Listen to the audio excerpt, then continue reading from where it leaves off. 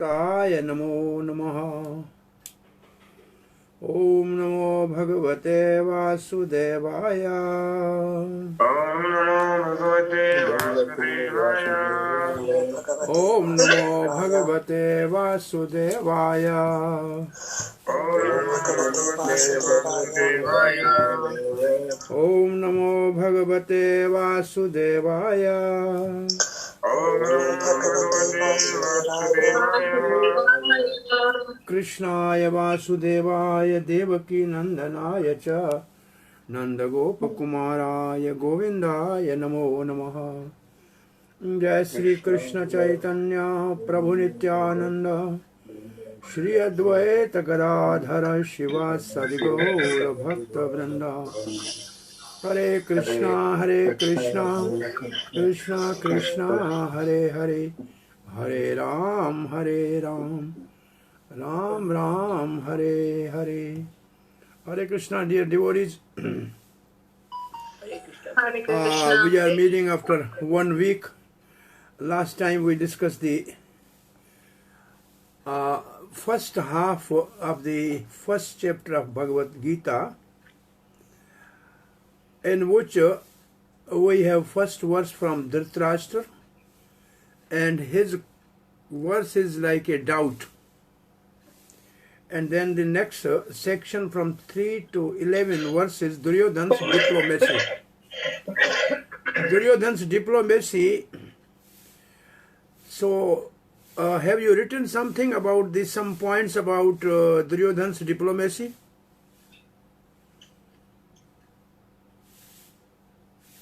No, Prabhu. Hare Krishna, Prabhuji, we've read but not written. I think these are the questions for your closed book assessment. So better you write the answer, Duryodhana's diplomacy, in these verses from 3 to 11. He told Dronacharya why he went to the Dronacharya, it was his diplomacy. What did he say there? So, Duryodhana's diplomacy,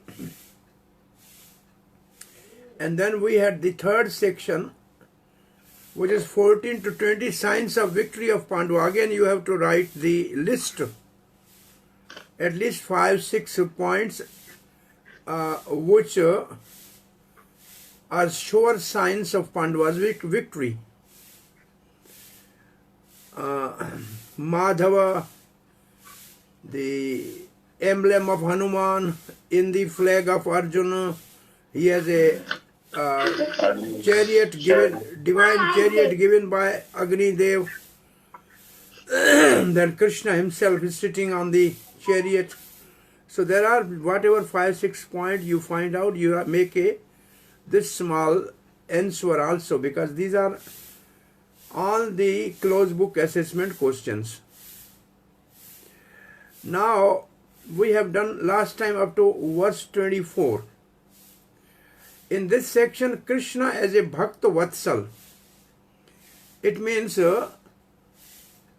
Krishna acting as a chariot driver and obliged to follow the instruction of Arjuna. So this is the section which we will continue today, and then we go to the last section, Arjuna's 4 reasons for not fighting. Altogether there are 5 reasons. But in this section there are 4 reasons, and 1 reason is in second chapter. So these 3 things you must write, and then we will find out the answer for Krishna's answer for all the reasons for not fighting, how Krishna actually answer Arjuna and nullify his all reasons. That will be also in second chapter, and most of the Bhagavad Gita we have to find out. Hare Krishna, Prabhuji. Yes. Prabhuji, I have one doubt. Recording in progress. Will these answers point to point, or are we supposed to write detailed answer like in paragraph? It depends. If it is only like numbering, You write 5 reasons or 4 reasons for Duryodhana's diplomacy and explain. If it is like explain, then you explain. If it is only say 2 marks, write the reasons for diplomacy, then you just write the name. It's depend upon the question. Okay. Means we have to prepare both the ways. It is better to have both ways ready. Okay. Thank you, Prabhuji. All right, so now 24th verse we have discussed last time.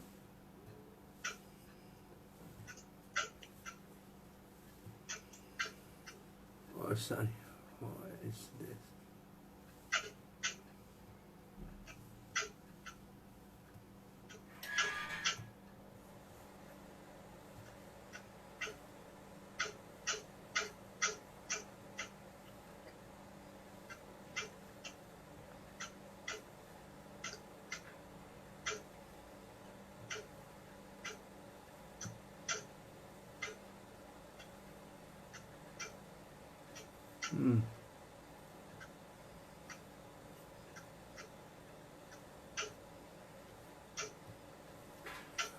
Here it is, verse number 24 and 5 together. So now we are reading this. Last time we have discussed the verse number 24. Evam uktvo rishikesho gudakeshena bharata senyor ubyor madhya rathya stapya ratha uttamam. So, verse number 24. This is the Arjun is asking Krishna, Sthapyatva ratha uttamam. So, evam uktva means Arjun when he was speaking like that. Rishikesho, this is the word which is in purport. Prabhupada has explained word Rishikesha. Rishikena means senses and Ish means controller or master. And Gudakesha is addressed to the Arjun, and that also is explained in the purport. Senyor Ubyor Madhya, it means between the 2 armies. Stapyatva Ratha Uttamam. Ratha Uttamam is actually sign of the victory. Ratha Uttamam means a very divine chariot. Stapyatva means just bring in between the 2 armies. So when the Arjun spoke to him thus, Rishikesha, stationing the best of the chariot between the 2 armies in front of Bhima. So now where Krishna actually took the chariot. Now this is the most important verse number 25 is most important from my point of view for you to understand.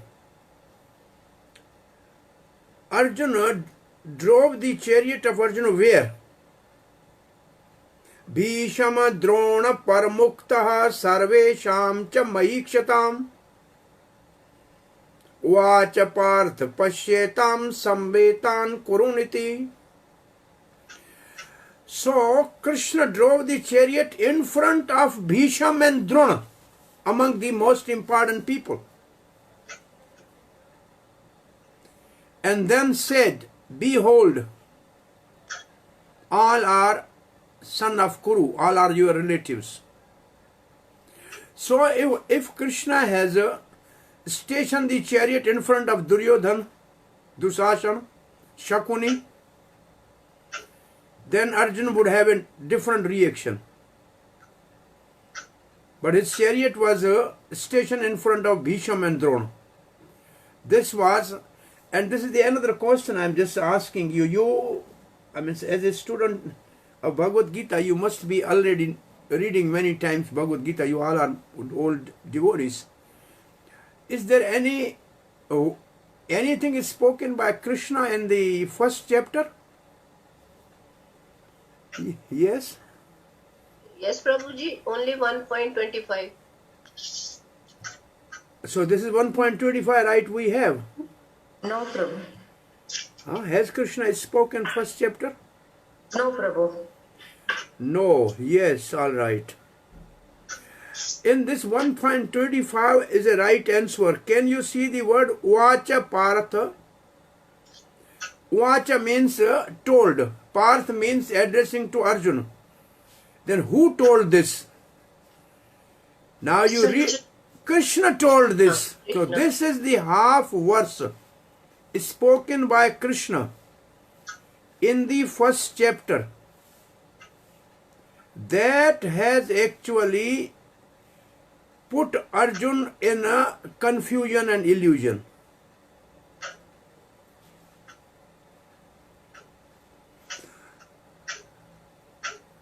Is it okay? Now see, in front of Bhishma and Drona and all the princes spoke. Who spoke? Krishna spoke. See these Kuru gathered here. Now see,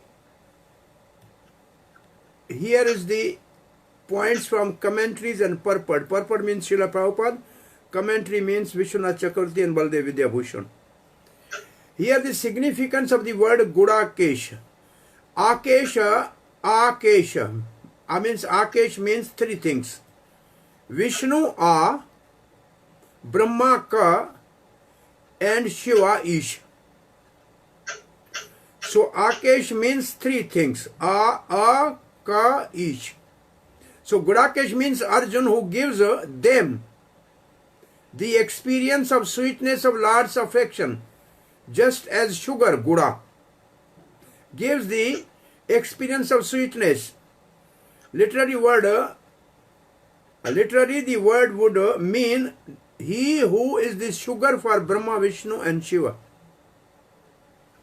Therefore, Gudakesh refers to he who, by bringing Krishna under his control, it means Krishna is obliging to Arjuna as a chariot driver, gave Vishnu, Brahma and Shiva the opportunity to experience Krishna's sweetness. This is the one meaning of Gudakesh. Last time also we discussed this. And this is the meaning given by Vishwanath Chakravarti Thakur. SVCT. Vishwanath Chakravarti Thakur. When the Supreme Lord Krishna, the crown jewel, source of all avatar, being controlled by prema, love, followed the order of his servant Arjuna, how could Vishnu, Brahma and Shiva, his mere expansion as Guna avatar, show off any of their powers? Instead, they felt they had reached the pinnacle of perfection by manifesting affectionate feeling for the Lord themselves, inspired by Arjuna. And then there's a small piece of the verse quoted from 10th canto of Srimad Bhagavatam. That says, I brought the Brahman's son here because I wanted to see two of you, means Krishna and Arjuna. This is the verse quoted from Srimad Bhagavatam. Brahman's son the man's son was dying regularly, and then Arjuna said, I will protect. He could not protect, so Arjuna and Krishna both went to the abode of Vishnu. And Vishnu says, I brought the Brahman's son here because I wanted to see two of you. And Gudakesh, Baldev Vidyabhushan says, Gudakesh means the Lord of sleep, Gudaka.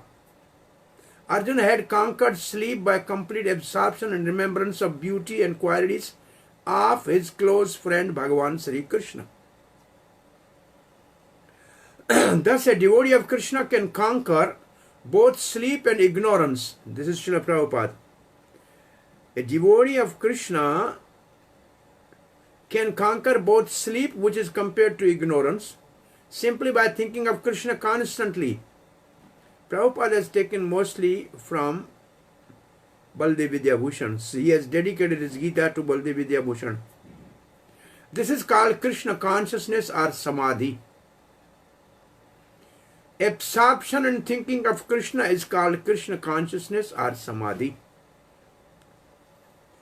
Now the next word in this verse is Rishikesh. Baldev Vidyabhushan writes, Having been addressed by the greatest devotee Arjuna, Rishikesh, master of the senses, Bhagavan, knowing the working of Arjuna's mind, what was going on in Arjuna's mind, as he is the master of the senses including mind, impelled by Arjuna, placed that most excellent chariot given by Agni Dev, Rathottamam, between the two armies, facing Drona and Bhishma and all the Mahi Kshatam. Mahi means Mother Earth, and Kshata means those who protect, means kings. Kshati, Kshatriya. Rishikesha and Parth, Baldev Vidyabhushan again say why Parth word is used here. The use of the word Parth, son of Pratha, and Rishikesh, knower of Arjuna's mind, imply the following. Because you are the son of my father's sister, the son of Pratha, Kunti. By the way, Parth is the most addressed word by Krishna to Arjuna in Bhagavad Gita. And number 2 is Kunti. I indeed will be with you on the chariot, but just now you are going to give up your desire to fight. Since I know everything as Rishikesh, so what is the use of viewing the troops of the enemy? So this is actually, and he said this in a joking mood. It means Krishna has put Arjuna in bewilderment, Vishad, because Krishna wanted to speak Bhagavad Gita for everybody's benefit. And then we are going to the verse number 26. Tatra pashyati sthitam paratha pitrin atha pita mahanacharyan matulan bhratrin putran potran sakhins tatha swashwaran swahrdis chaiva senyor ubhyor api. Arjuna saw standing there fathers, grandfathers, teachers, maternal uncles, brothers, sons, grandsons, friends, father-in-law and the well-wisher on both sides. Now, the points from the commentary on the battlefield, Arjuna, Srila Prabhupada writes, could see all kinds of relatives.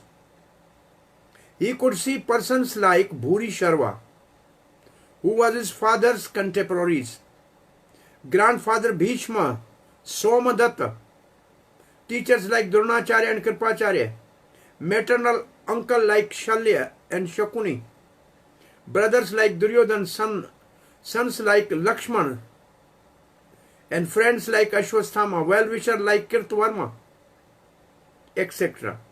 He could see also armies which contained many of his friends, Srila Prabhupada's purport. So here is the purport, 26. This is what Srila Prabhupada has written. Alright. So we are going to the verse number 27. Tam samiksha sakonteya sarvan bandhun avastitam kripaya paryavishto vishidantam idam abrvit. So now see, this verse is also important. Kripaya, compassion. First reason for not fighting is there. Kripaya. And parya, of a higher degree. Parya means higher degree. Avishto means just came. Or it is the nature of Arjuna actually, because he is devotee, he is compassionate. Vishidantam, it means when the compassion was aroused in the heart of Arjuna, then he was bewildered, lamenting, Vishad, and which is both in the body and mind.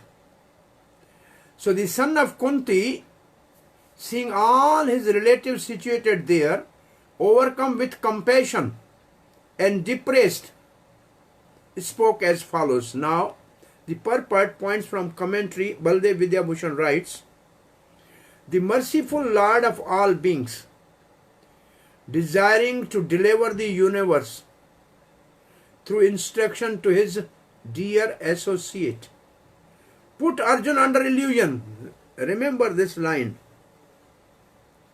Making it appear that his duty to fight was against religious principle. This was the confusion created within the mind of Arjuna by Krishna. Though a distortion of the philosophy of non-violence mentioned in the Shruti, which means Veda, with Mahanishya tat sarva bhutani, do not commit violence against any living entity. Now, Baldev says why Kunti word is used. By addressing Arjuna as a son of Kunti, as the son of his father's sister, thereby suggesting Arjuna's Kshatriya background. Lamentation and bewilderment concerning his Kshatriya dharma are here suggested. Why he is lamenting and bewildered, he is Kshatriya. Actually, Kunti and Partha, when in the first chapter Krishna is using, actually Krishna is reminding Arjuna that your mother Kunti has written you a message through me in Mahabharata that tell to the Arjuna and Bhima that the Kshatriyani gives the birth to the children for the purpose that day has come. So you will not oblige to your mother's message and you will decline from fighting, or you are going to decline from fighting. That is the inner meaning of the word Kunti. And because of his extremely compassionate nature, Baldev Vidyabhushan says, Parya Kripaya, he showed remorse, Vishidantan. Because of the word Kripaya, in an instrumental case, this is Sanskrit grammar, there is a suggestion that this mercy is an inherent and perfect quality, emphasized by the word para, superior. Now, Srila Prabhupada writes in our purport, Kripaya parya avishto, Srila Prabhupada.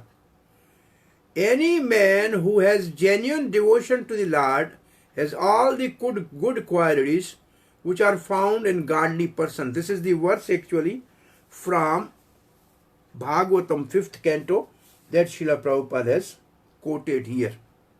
And that is in our purport.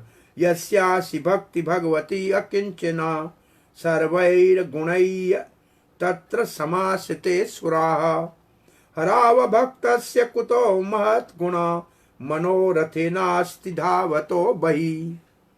This is the verse which Srila Prabhupada has quoted. Okay. Srila Prabhupada writes, as such Arjuna, just after seeing the kinsmen, friends and relatives on the battlefield, was at once overwhelmed by compassion for them who had so decided to fight amongst themselves. As far as his soldiers were concerned, he was sympathetic from the beginning, but he felt compassion even for the soldiers of the opposite party, foreseeing their imminent death. Although it is not mentioned here, still, one can easily imagine that not only were Arjuna's bodily limbs, that's the next verse actually, bodily limbs queering and his mouth drying up, but he was also crying out of compassion. Such symptoms in Arjuna were not due to weakness, but due to his soft-heartedness, which is inherent in his character. as a characteristic of pure devotee of the Lord. Yasyasi Bhakti Bhagavati Akinchana. This verse is quoted. Now, just you can write these few lines for your remembrance in the future.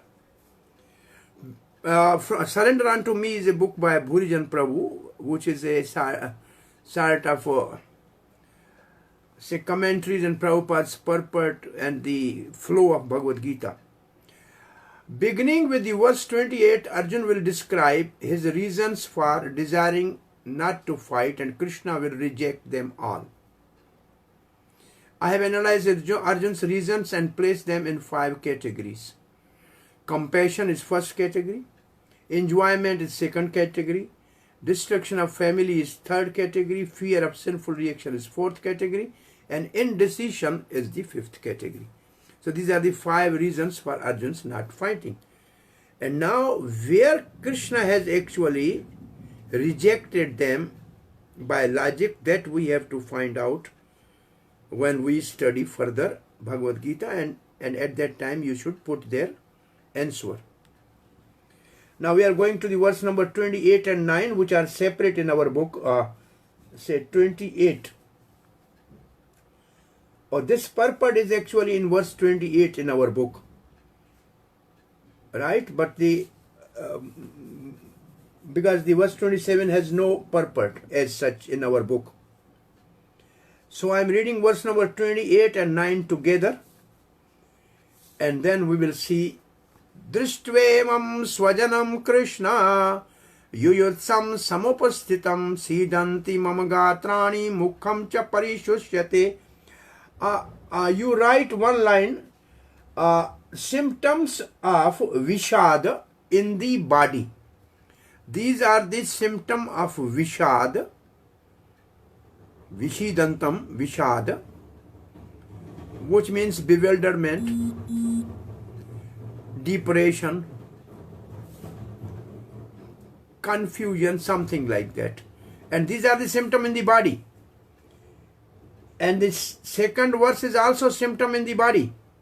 Vepatascha sarire me roma harshascha jayate gandivam srangste hasta tvakchay paridayate. These are the symptoms like a person who has a fever. Therefore, in one of the verse in future, Krishna will say, Vigat jwaraha, give up this feverish mentality. So, O Krishna, seeing all my relatives and friends gather on fight to fight, my limbs are weakening, my mouth is drying up, my body is trembling, and my hairs are standing on end. My bow is falling from my hand, and my skin is burning. So Srila Prabhupada writes, there are 2 kinds of trembling of the body, and the 2 kinds of standing of the hairs on the end. Such phenomena occur either in great spiritual ecstasy, asta sattvic bhav. It means those devotees who experience the bhav bhakti, they have 8 symptoms called ashta sattvic bhav. So these are among those 2 among the 8. Or out of great fear under material condition. This is commonly appearing to the people when they are under stress or depression. There is no fear in transcendental realization. When it is in the case of spiritual ecstasy, there is no fear. Arjun's symptoms in this situation are out of material fear, namely loss of life. Srila Prabhupada says it is because of the death of the near and dears. So Arjun's fear is material fear. It's not spiritual ecstatic symptoms. So for this verse 28 in our book is, I'm reading, somebody can read from our book, Srila Prabhupada's purport. Let us see. Because the Srila Prabhupada has given the purport for verse 27 and verse 28. So somebody should read this. May I read, Prabhuji? Okay, if you can clearly read and everybody can hear properly, please go ahead. Purport number 28, right? Right? Yeah. Any man who has genuine devotion to the Lord has all the good qualities which are found in godly persons or in the demigods. Whereas the non-devotee, however advanced he may be in material qualification by education and culture, lacks in godly qualities. As such, Arjuna, just after seeing his kinsmen, friends and relatives on the battlefield, was at once overwhelmed by compassion for them So who had decided. decided to fight amongst themselves. As far as his soldiers were concerned, he was sympathetic from the beginning, but he felt compassion even for the soldiers of the opposite party, foreseeing their imminent death. And while he was so thinking, the limbs of his body began to quiver, and his mouth became dry. He was more or less astonished to see their fighting spirit. Practically, the whole community, all blood relatives of Arjuna, had come to fight with him. This overwhelmed a kind devotee like Arjuna. Although it is not mentioned here, still one can easily imagine that not only were Arjuna's bodily limbs quivering and his mouth drying up, but he was also crying out of compassion. Such symptoms in Arjuna were not due to weakness, but to his soft-heartedness, a characteristic of a pure devotee of the Lord. It is said, therefore, Yeah, this is what we already read the whole purport. Now here just such a symptom of Arjuna were not due to weakness, but to his soft-heartedness, because there is a word kripaya parya, a characteristic of pure devotee of the Lord. So this one line you underline. Now we are going to the verse number 29. We already read there. वे बतुस्य शरीरे मे रोमहर्षस्य जायते गांडीवम संस्ते हस्ता त्वक्च परिदहयते. And in this purport, Srila Prabhupada writes, there are two kinds of trembling that we have discussed.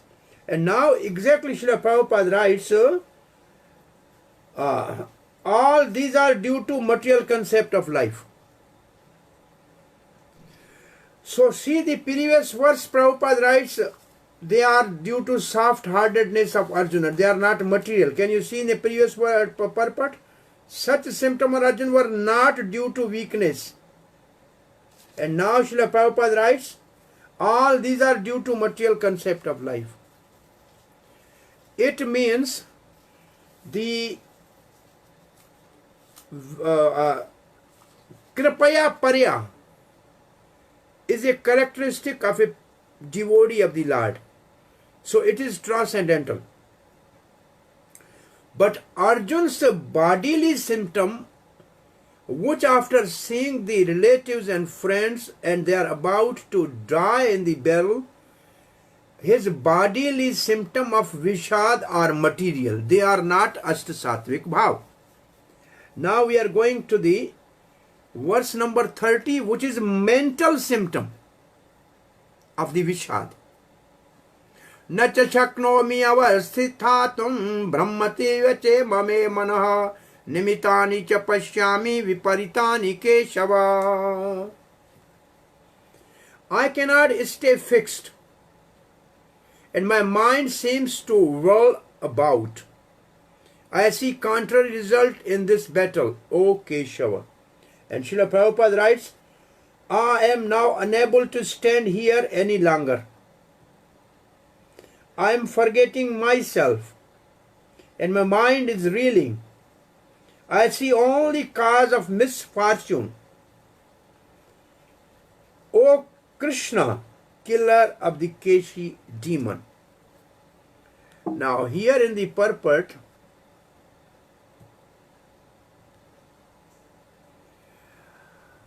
Vishwanath Chakravarti Thakur writes, Nimitta is used in sense of end result.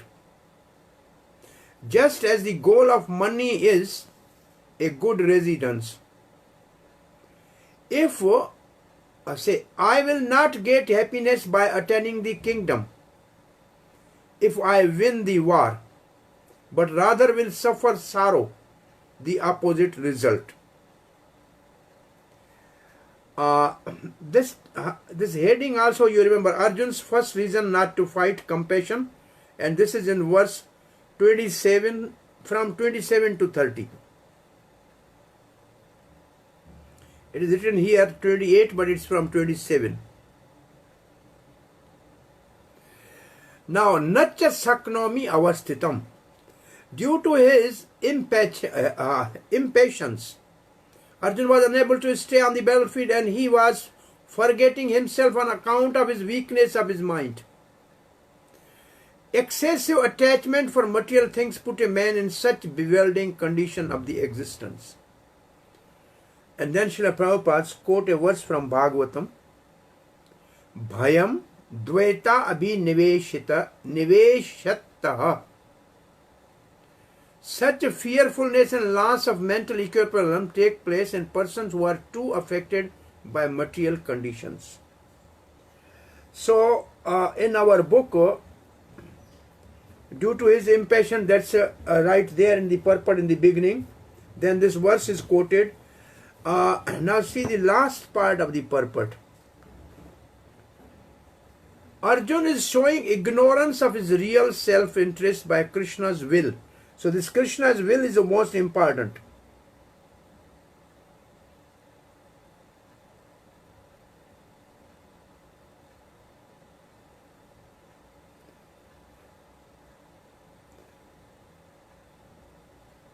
Srila Prabhupada writes here in our purport in the book, Nimitani Viparitani are significant. When a man sees only frustration in his expectation,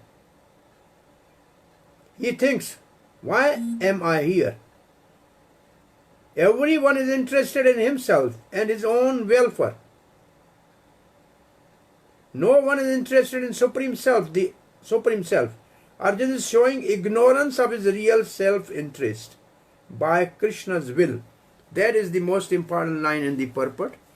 Arjuna is showing ignorance of his real self-interest by Krishna's will. It means Krishna has put Arjuna in this situation. One's real self-interest lies in Vishnu or Krishna. The conditioned soul forget this and therefore suffer material pain. Arjuna thought that his victory in the battle would only be cause of lamentation for him. So this is Srila Prabhupada's purport. And on Surrender Unto Me, Bhurijan Prabhu writes, we may view Arjuna's lamentation but predict that he will be victorious as Krishna is his chariot driver. Arjuna will not go to the heavenly planets, as will those he kills, but at least he will win the kingdom. Arjuna, however, does not consider a kingdom worth the sinful reaction he will acquire by fighting and killing in the battle. He is considering only how the battle will affect him, and he sees only result opposite to his desires. In this way, he loses all will to fight. Now we are going to the next verse, 31. Nacha shriyo anupashyami hatva swajanam ahave na kanksham vidyam Krishna nacha rajyam sukhani cha. The Arjuna's second reason for not fighting, enjoyment. This is in verse 31 to 35. I do not see any good result after killing my own people in war. I do not desire victory, kingdom or happiness, O Krishna. So this is the verse. Points from the commentaries and purport.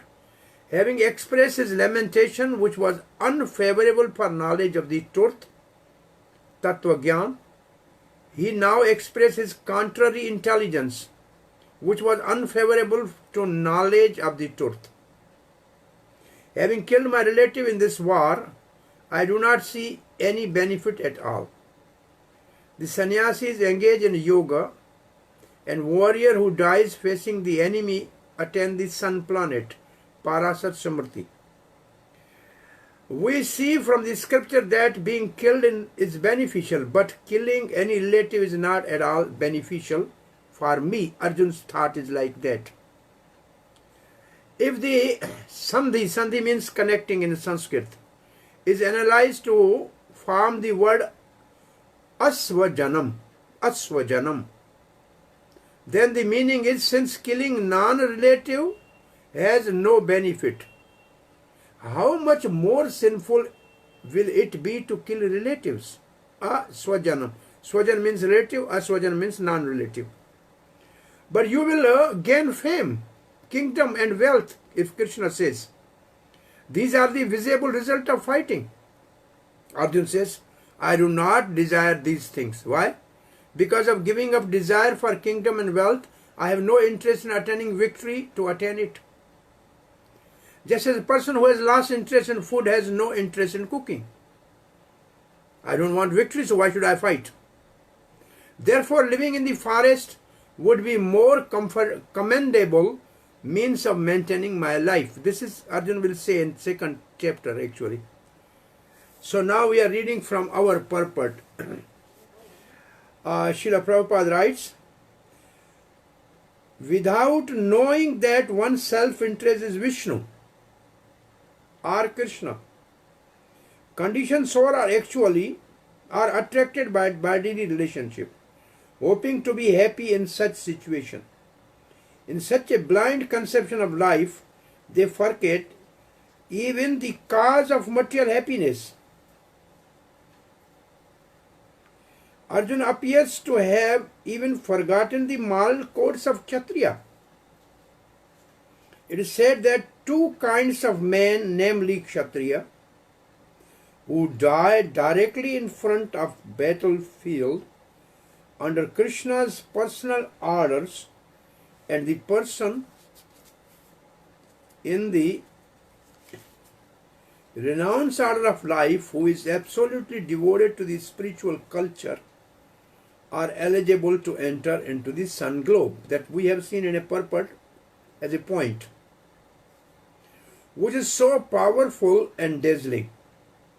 Arjuna is reluctant even to kill his enemies, let alone his happiness in his life.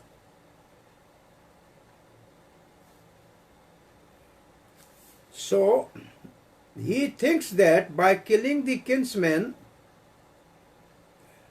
there would be no happiness in this life, and therefore he is not willing to fight, just as a person who does not feel hunger is not inclined to cook.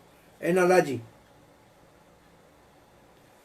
Arjuna don't want to fight because he don't want victory or kingdom, and the analogy is giving a hungry man the one who has no hunger is not going to cook.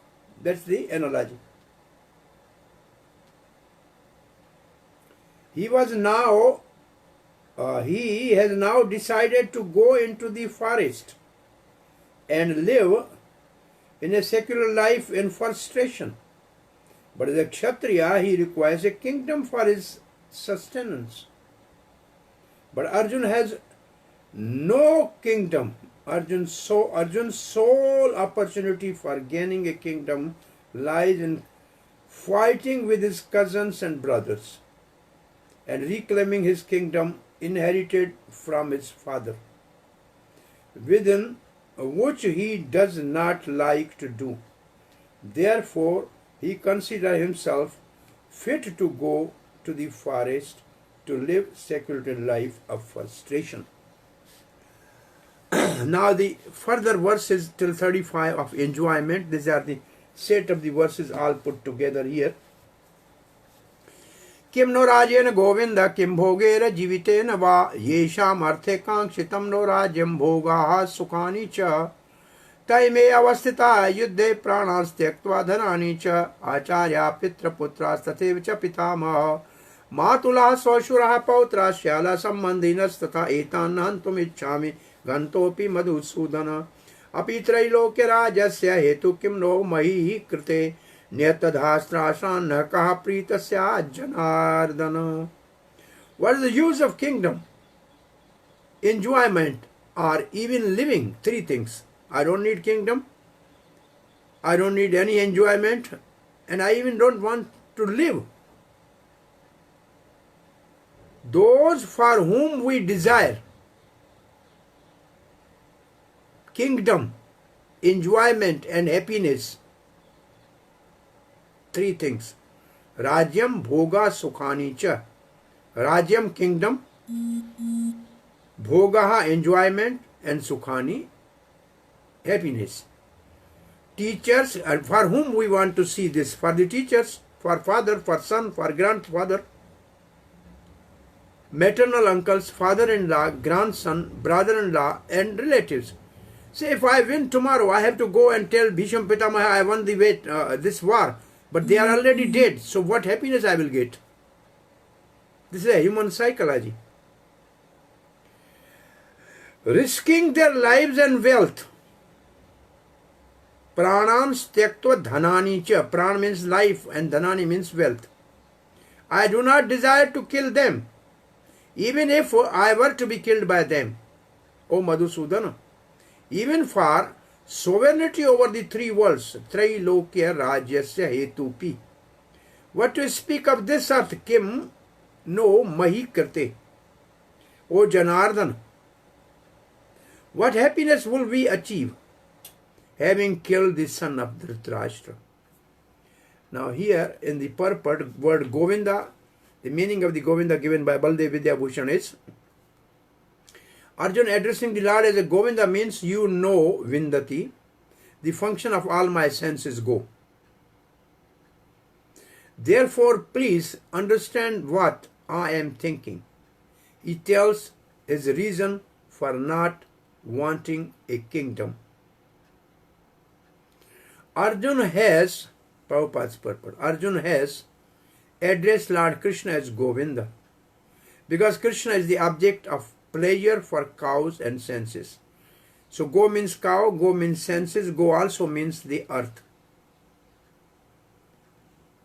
By using this significant word, Arjuna indicates that Krishna should understand what will satisfy Arjuna's senses. But Govinda is not meant for satisfying our senses, Prabhupada gives the commentary. If we try to satisfy the senses of Govinda, however, then automatically our senses are satisfied. Now points from these are mostly Chakravarti Pad's mood. Having given up the desire for life, pranans, and wealth, dhanani, they are standing ready to fight.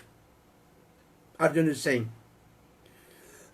So the question is here, if you, being very merciful, will not kill them, Krishna says, they will certainly kill you and obtain your kingdom without opposition.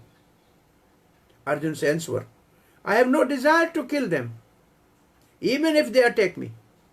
Even if I gain a kingdom of three worlds, what to speak of attaining just this earth? The next question asked by Krishna, say in a way, at least the Kauravas would be killed, because it's possible to be happy having killed those that give so much trouble to you, put you, Draupadi, in a defamation, and you were all exiled for 13 years, so why don't you kill them? The answer given by Arjuna is, having killed Duryodhana and others, what peace would we Pandava who remain have? None at all. It is not proper to kill brothers for temporary semblance of happiness, means resemblance, just a so-called happiness, but which would lead to a long-term suffering in hell. And the meaning of Janardhan by Baldev Vidyabhushan. Janardhan, destroyer of people. Jan Ardhan. Jan means people, Ardhan means destroy. If they are to be killed, then you kill Krishna. You are Janardhan, who come to relieve the earth of its burden. Should kill them. It's not possible for you, the Supreme Lord, to suffer the effect of sin. If you kill, you will not suffer sin at all in killing them. As Arjuna is saying, why Arjuna is using the word Janardhan? Yesham Arth Kankshitam, Srila Prabhupada's commentary. Arjuna's deep affection for community and family member is exhibited here, partly due to his natural compassion for them. He is therefore not prepared to fight. Prabhupada continues. Yesham arthe kangshitam. Everyone wants to show his opulence to friends and relatives. But Arjuna fears that all his relative and friend will be killed on the battlefield, and he will be unable to share his opulence after victory. This is a typical calculation of material life. The transcendental life, however, is different. Where Krishna, we want Krishna to be happy by our action, not we. Since a devotee wants to satisfy the desire of Lord, he can, Lord willing, accept all kinds of opulence for the service of the Lord. And if the Lord is not willing, he should not accept a farthing.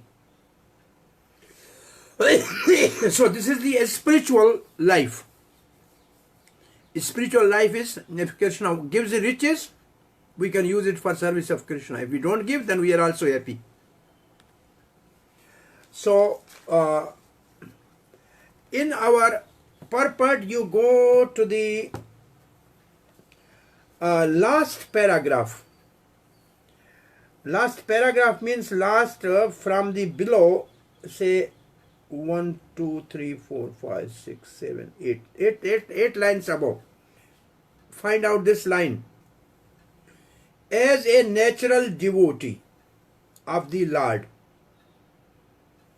Arjuna did not like to retaliate against his miscreant cousins and brothers. But it was the Lord's plan. This is most important part of the purport. Everybody found this? Yes, Prabhu. Here you see actually fight is arranged by Krishna.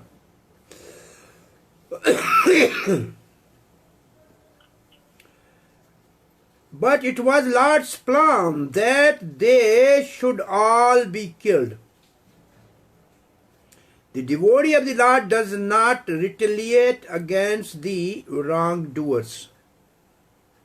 But the Lord does not tolerate any mischief done to the devotees by the miscreant.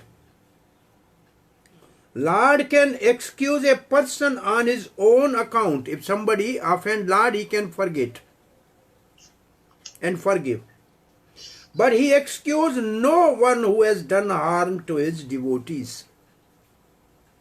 Therefore, the Lord was determined to kill the miscreant, although Arjuna wanted to excuse them. This is most important line in the purport. This is the philosophy or principle. Why Krishna wanted to kill all the Kauravas?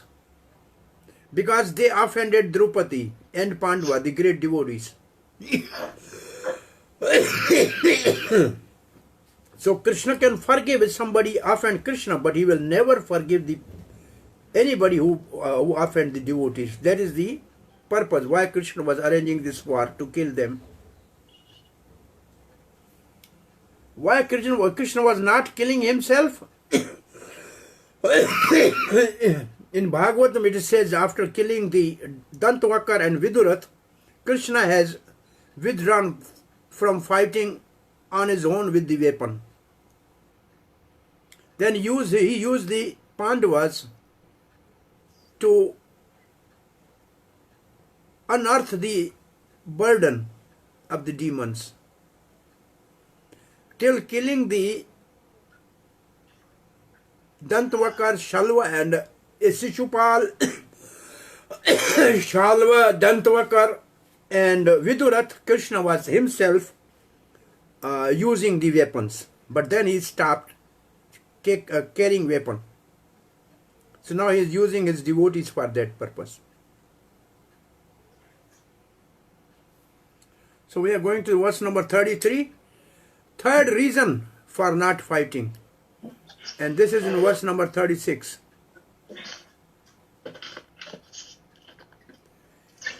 And this whole section, if you want to say section 2, Arjuna's doubts.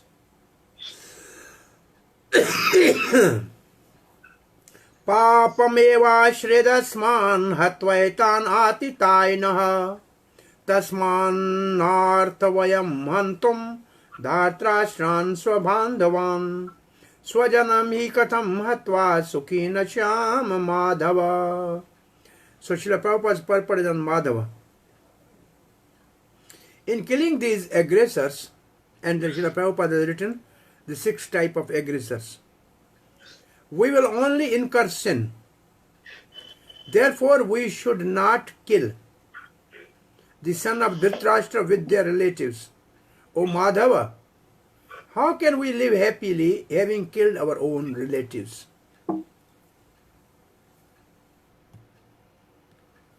Baldev Vidyabhushan writes, without consideration, one should kill the aggressor, as there is no fault in killing them, Manu Samurti. So who is the aggressor? See our purport. There are six type of aggressor. In our purport in the book, number 1, a poison giver. Duryodhana has given poison to the Bhima. One who set fire to the house, Lakshagra. Duryodhana wanted to burn Kunti and all 5 brothers. One who attacked with deadly weapons. One who plunder riches. They have actually absurd the whole kingdom of Pandavas. The one who occupy another's land, same thing. And who plunders riches. And one who occupies another's land. And one who kidnap wife. This is done by Jayadev. He wanted to kidnap Draupadi when the Pandavas were in exile. So these are the 6 type of aggressor or atitai. Therefore, by scriptural injection, it is justified to kill these 6 type of aggressors. Having killed them, the sin caused by killing relative will come to us who remain. This is the Arjun's question. He is telling Krishna, having killed them, the sin caused by killing relative will come to us who remain. And the answer given in a Yagya Vakya Simriti. This means that the statement of Arth Shastra is mentioned above. Atitai should not be killed is a Arth Shastra, are weaker than the statement of Dharma Shastra, such as in Veda. Dharma Shastra is Shruti. Ma hanishyat sarva bhutani, do not afflict any living entity. For the Simriti also says, Artha Shastra tu balvad Dharma Shastram iti stitihi. The rule of Dharma Shastra are stronger than those of the Artha Shastra. Baldev Vidyabhushan says, the logic Arjuna is giving. Therefore, killing Bhishma, another worthy of worship on the strength of the weaker Artha Shastra, that they are Atitai, on the side of Atitai, is certainly a cause of sin, Arjuna says. Srila Prabhupada's purport. He was saintly by character. Arjuna was saintly by character.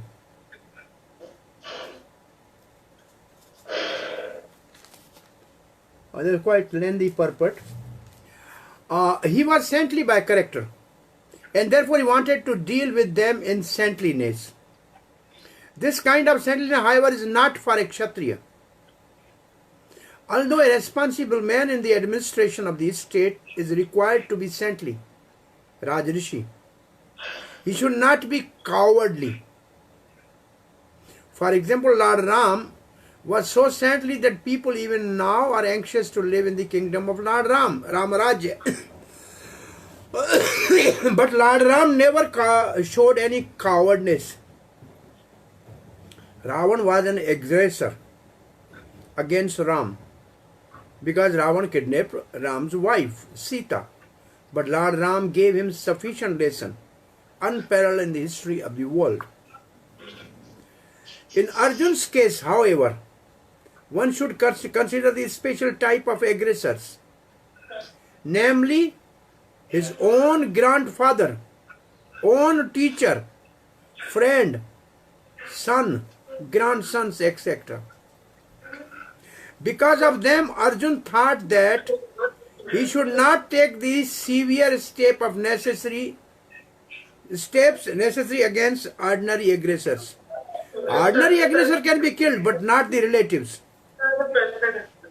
Beside that, saintly persons are advised to forgive. Such injections for saintly persons are more important than any political emergency. So this is what actually Srila Prabhupada is writing from Baldev Vidya Bhushan. Artha Shastra is weak, Dharma Shastra is more important. So Prabhupada is writing political emergencies Artha Shastra. And such injection for saintly person are more important. It means what are the injection? Dharma Shastra is more important. Not to kill. Then Artha Shastra, which means political. So Srila Prabhupada has written this line based on Baldev Vidya Bhushan's that Yagnavakal Samrti. Now Srila Prabhupada is speaking about Madhav. Why Arjuna has used the word Madhav. Arjuna addressing Krishna as a Madhav or a husband of the goddess of fortune is also significant in this connection. Fortune. So he wanted to point out to Krishna that as husband of goddess of the fortune, he should not induce Arjuna to take up a matter which would ultimately bring about misfortune. Krishna, however, never brings misfortune to anyone, Prabhupada says. So to say nothing to his devotees. So our verse 36 about sin is over. Now we are going to the next set of verses. Arjuna's fourth reason to not fight destruction of family. This is also a question in a closed book, Family Traditions, Loss of Family Tradition. Yadyapi ete na pashyanti lobha pahatchetasa kulakshay kritam dosham mitra dohe cha patakam katham nageyam asmabhihi papadasman nivartitam kulakshay kritam dosham prapasyad bir janardana.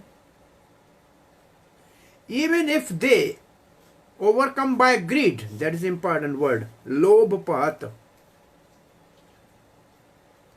chetasaha, their consciousness is driven by greed, do not see the fault of destroying the family, kulakshaykritam, and the sin in killing friends, mitra drohi. Should not we, who see the fault in destroying the family, know how to withdraw from this sin, O Janardhan? So, the commentaries, but it is justified to take part in the war since they are invoked it. They have invoked, means Kaurava has invoked it. The scriptures say that it is understood for the Kshatriya that he should not reject either the game of dice or fight if challenged. This is a rule in a Mahabharata. Ahuto na nivarteta dyutad api ranad api. If somebody is challenged for dice game or for fighting, the Kshatri should not say no. Arjuna answers his argument in 2 verses. So against this rule, Arjuna is giving his argument. Being motivated by greed, they are inclined to sinful acts. We, without having greed, do not have the inclination to commit sin. Consciousness of attaining an agreeable result alone should be motivation, not the greed. So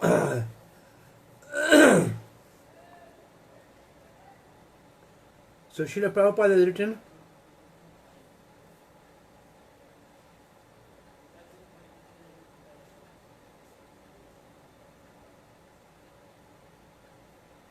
Prabhupada said Arjuna decided not to fight, considering all these pros and cons.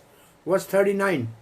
Kulakshay pranashanti kuladharmaha sanatanaha dharme nashte kulam krishnam adharmo abhibhavatya uta. Krishna means all.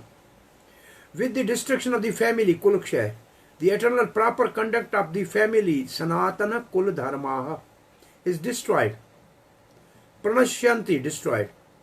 When the dharma is destroyed, dharme nashte, the family, kulam, is completely filled with adharma. Kirtsanam adharmo abhibhaveta uta. Srila Prabhupada writes, in the system of Varna Ashram, this is the most important line. In the system of Varna Ashram institution, there are many principles of religious traditions to help members of the family grow properly and attain spiritual values.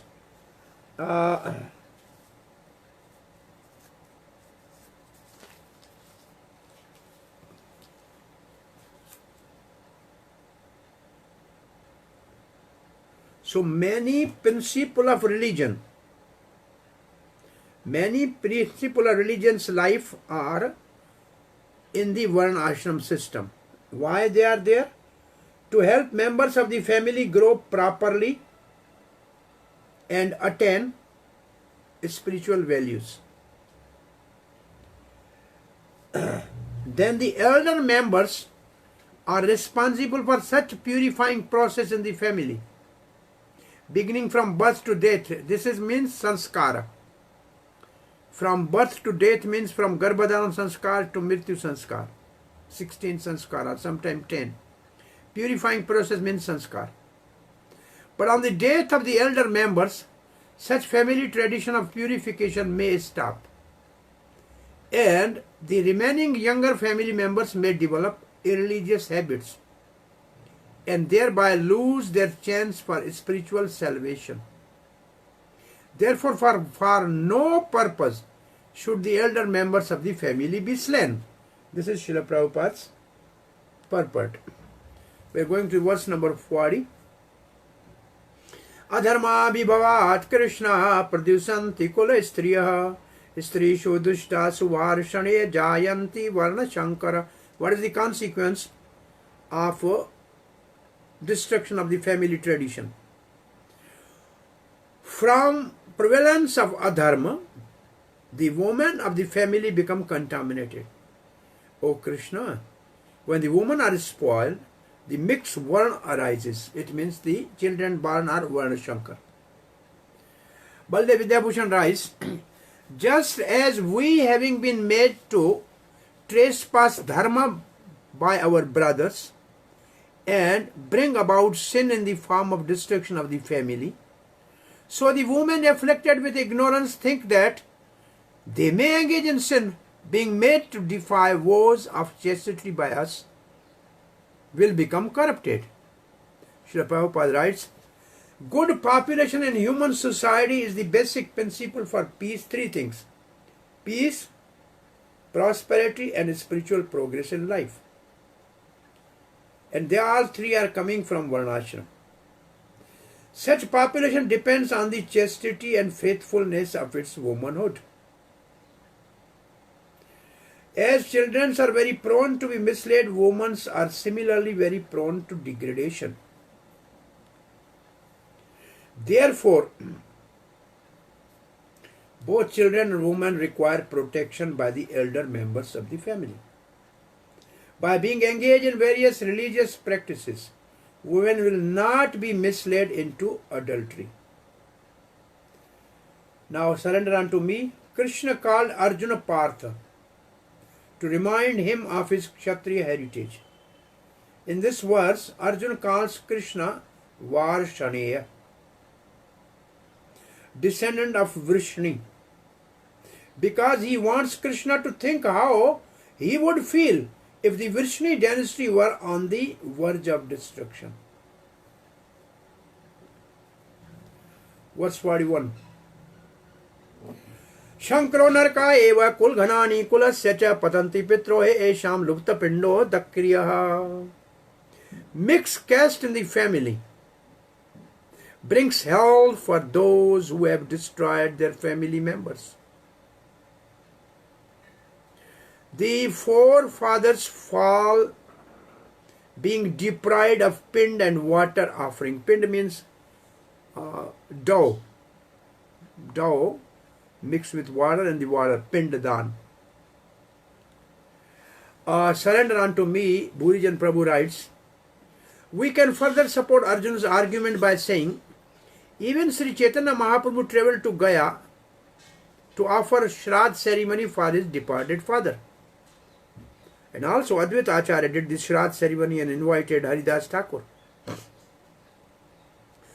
Are such sacrifice unimportant? Because Pindadan or Shraddh ceremony are a tradition. Ancestors depend on those ceremonies to attain freedom from suffering, those who are departed. If the offerings to the forefathers are stopped, Pindotaka, Pinda, Udak means water, generation of family members will remain in hell. Again, Arjuna was primarily considering his own sinful reaction by becoming a party to stopping those offerings. Srila Prabhupada in his purport answered Arjuna's doubt, and he quoted a verse from Bhagavatam that devotee is free from all these obligations. So here we are in verse number 41, right?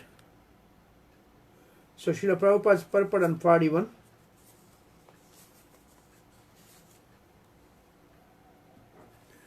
So Prabhupada writes, according to the rules and regulation of fruitive activities, means karma kanda, there is a need to offer periodical food and water, pinda udaka, to the forefathers of the family. Every year Shraddh ceremony. This offering is performed by worship of Vishnu, because eating the remnants of food offered to Vishnu can deliver one from all kinds of sinful actions. Sometimes the forefather may be suffering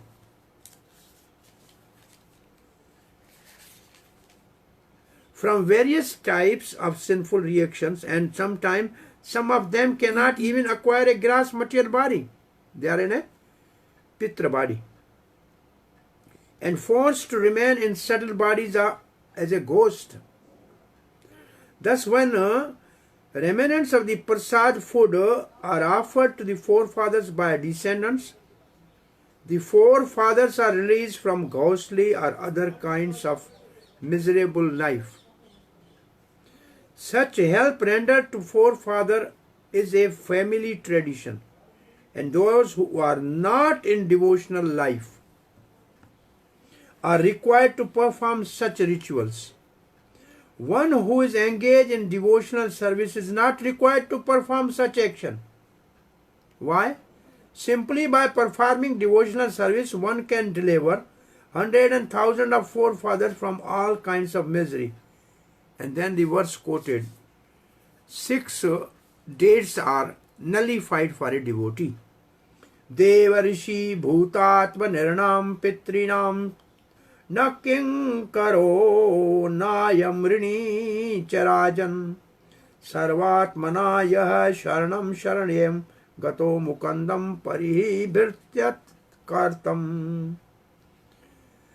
Anyone who has taken shelter of the lotus feet of Mukanda, the giver of the liberation, giving all kind of obligation, and has taken to the path of all in all seriousness, owes neither duties to or obligation to the demigods, sages, general living entities, family members, human beings, members, human kind or forefathers. Such obligations are automatically fulfilled by performing devotional service to the Supreme Personality of Godhead. Verse 42. When we finish this chapter, then we will discuss something. Doshe rete kul ghananam varna shankrakar kahi utsandyanti jati dharma kul dharmascha sanatana. Both caste and family rules, jati dharma and kul dharma, two dharma, jati and kul, are destroyed by the fault of mixed varna caused by the killer of the family members. 42. Srila Prabhupada writes, by the evil deeds of those who destroy the family tradition and thus give rise to unwanted children, Varna Shankara, all kinds of community projects and family welfare activities are divested. And Srila Prabhupada gave the two commentary with the two things. Community project number 1 for the 4 orders of the human society, combined with family welfare activities number 2, as they are set forth by the institution of Sanatan Dharma or Varnashram Dharma, are designed to enable the human being to attain the ultimate salvation. 2 things we have to perform for getting the third result. Therefore, the breaking of the Sanatan Dharma tradition by irresponsible leaders of the society bring about chaos in the society, and consequently people forget the aim of life. And what is that? Vishnu. Such leaders are called blind, and the person who follows such leaders are sure to be led into chaos. This line is a quotation from verse of Bhagavatam. This is a quote. Andho niya andha. Prahlad Maharaj says, blind leading the blind, both fall into ditch. That is the last line. Now verse 43. उत्संकुल धर्माणां मनुष्याणां जनार्दन नरके नियतम वासो भवति उत अनुसुश्रमा. Anusushrama Prabhupada has discussed this word. I have heard from authority. The purport is mostly on this word. O Janardhan, we have heard that those men whose family rules are destroyed live in hell permanently. O Krishna, maintainer of the people, Janardhan. Another meaning of Janardhan, maintainer of the people. O Krishna, maintainer of the people, I have heard by disciplic succession. Anusushrama. Anu means in disciplic succession from authorities. Those who destroy family tradition dwell always in hell. Now Prabhupada's purport.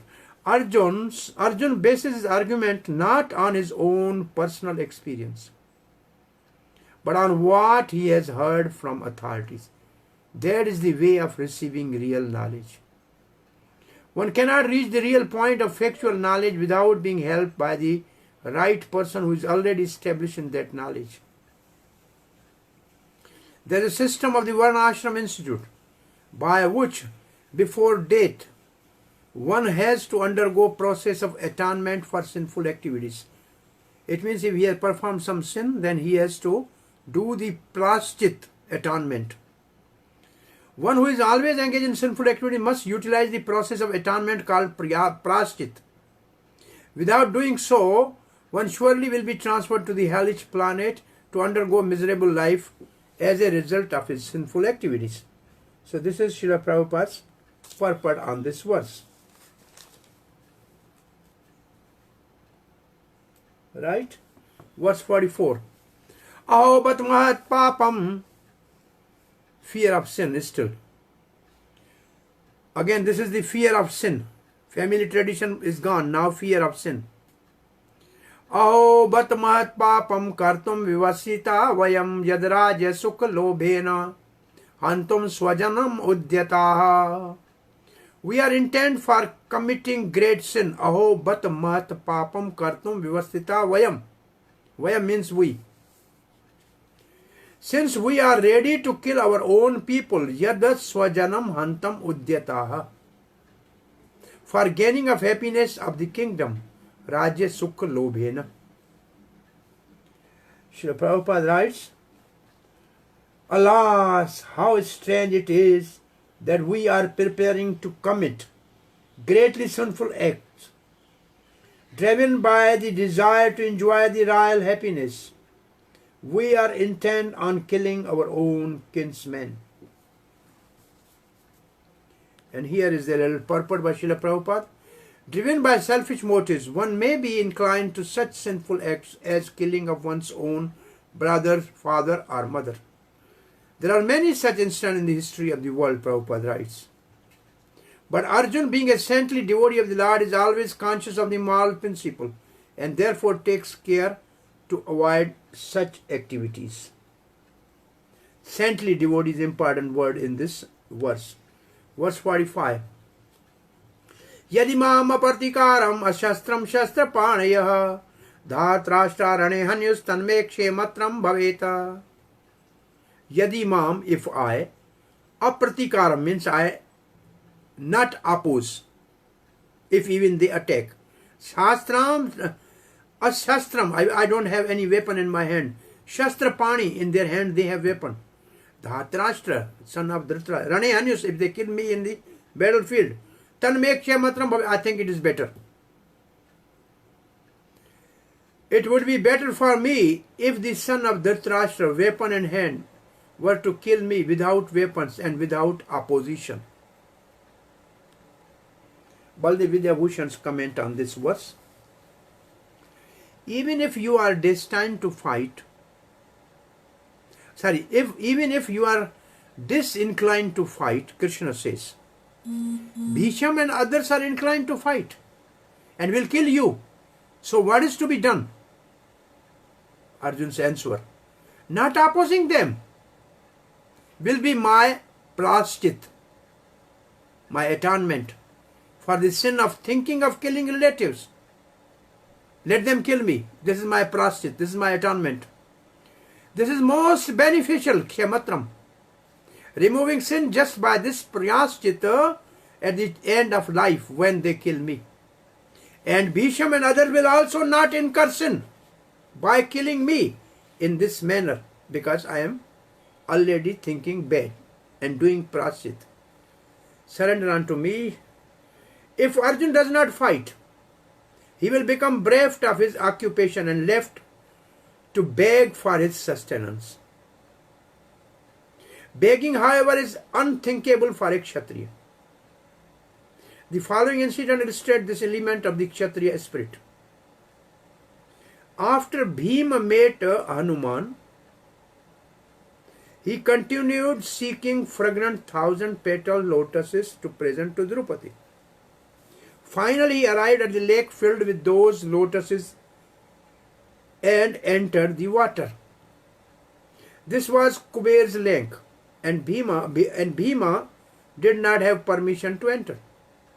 Hundreds of Yaksha and Rakshasa appeared and challenged Bhima, saying, "What are you doing here? You are forbidden to enter this lake.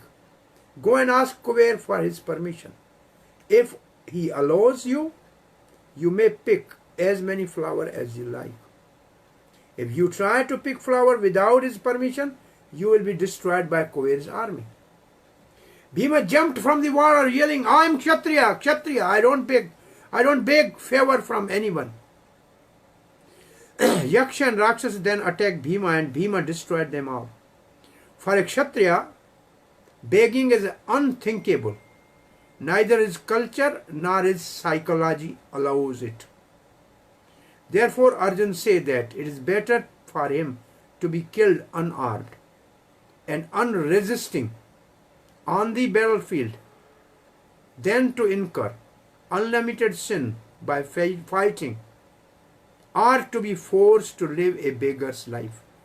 So either I should fight, or if I live, then I will live on begging, not fighting. Both are not good for me. So let me die. The last verse. Srila Prabhupada's purport on verse number 45 is, it is a custom, according to the Kshatriya fighting principle, that an unarmed and unwilling foe should not be attacked. Arjuna, however, decided that even if attacked by the enemy in such an awkward position, he would not fight. He did not consider how much the other party was bent upon fighting. Now, most important line, Srila Prabhupada's purport. All these symptoms are due to soft-heartedness, resulting from his being a great devotee of the Lord. Last verse of this chapter. Sanjay vacha evam uktva Arjun sankhya ratho upavishita visarja shastram sasharam chapam soka samvigana manasa. Speaking in this manner, Arjun, giving up his bow and arrow, mind disturbed by lamentation, shoka samvigana manasa, sat down on his chariot amidst the warrior assembled for battle.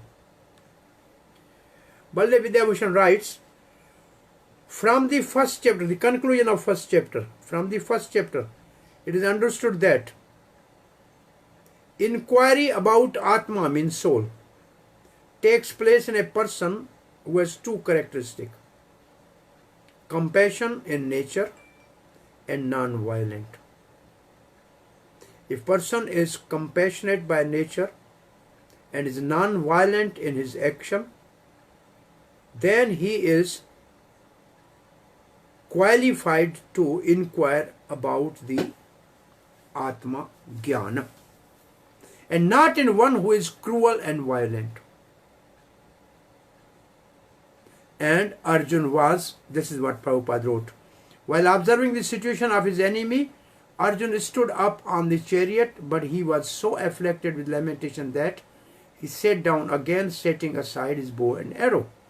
Such a kind and soft-hearted, Prabhupada writes the same line, such a kind and soft-hearted person in devotional service of the Lord is fit to receive self-knowledge, means Atma Jnana. So, who is eligible for getting Atma Jnana or knowledge of the self? One who has two characteristics: compassionate nature and non-violent attitude. Surrender unto me. Bhujan Prabhu writes, Arjuna had vowed to kill anyone who even suggested that he put down his bow. An incident later tested that vow in a Mahabharata when Yudhishthira Maharaj injured by Karna. Arjuna had not lightly made this Gandhi vow. It was very severe vow. Therefore, it is significant that Arjuna, the great son of Pandu and Indra, himself cast aside his bow and sat down on the chariot, his mind overwhelmed with grief. We can only imagine how disturbed Arjuna must have been about the disaster awaiting him and the entire world. Here ends this chapter. So now we are going back to our slides.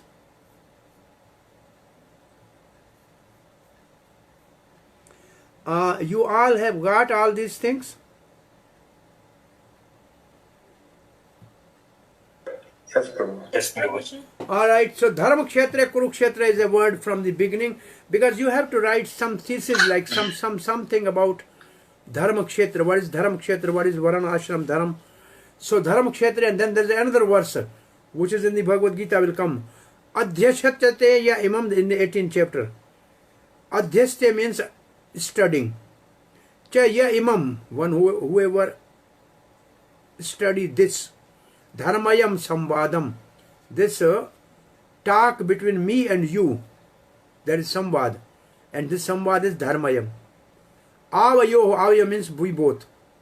Jnana yagnen tenam, they will worship me with jnana yagya. Istasyan iti me mati. This is my opinion. Dharma samvada. What is dharma samvada? I declare that he who studies this sacred conversation of ours worship me by his intelligence. Now here Arjun's chariot, when asked by him to Krishna where he drove the chariot, Bhisham Drona Pramukta, in front of Bhisham and Drona. And what is the reaction of this? Pashyetam Sambet, and then Krishna said, Pashyetan Sambetan Kununiti, just behold the Kurus. Arjun's 4 reasons for not fighting. Arjuna Vishad Yoga, starting from verse 27. Compassion is in 27. Enjoyment 30 to 35. Sinful reaction 36, 43, 44. And also 2nd chapter verse number 5. Destruction of the dynasty 37 to 43. Kripaya paryavishto. Kripaya by compassion. Paraya of the high grade. Avishta overwhelmed. When the son of Kunti Arjun saw all these different grades of friends and relatives he became overwhelmed with compassion. Kim bhogai enjoyment. O Govinda, of what avail for to us are the kingdom, happiness, or even the self, or even the life itself, when all those for whom we may desire to live, them are now arrayed on this battlefield? What pleasure we will derive from killing the son of Dhritarashtra? Enjoyment. Everyone wants to show his opulence to friends and relatives, Prabhupada writes. But Arjuna feared that all his relatives and friends will be killed on the battlefield, and he will be unable to share his opulence after victory. He is thinking, Prabhupada's lecture in London, he is thinking, Krishna is not so important. My family is important. Although he is a devotee, therefore Kanishta Adhikari, in the lower stage of the devotion, one may be interested in Krishna consciousness, but his real interest is how to improve his material life. Sinful reaction. Papam eva shred asman. Why this is given in slide? Because if you have to give answer, if you have a question, then it is better to write the 2 lines Papam eva shred asman.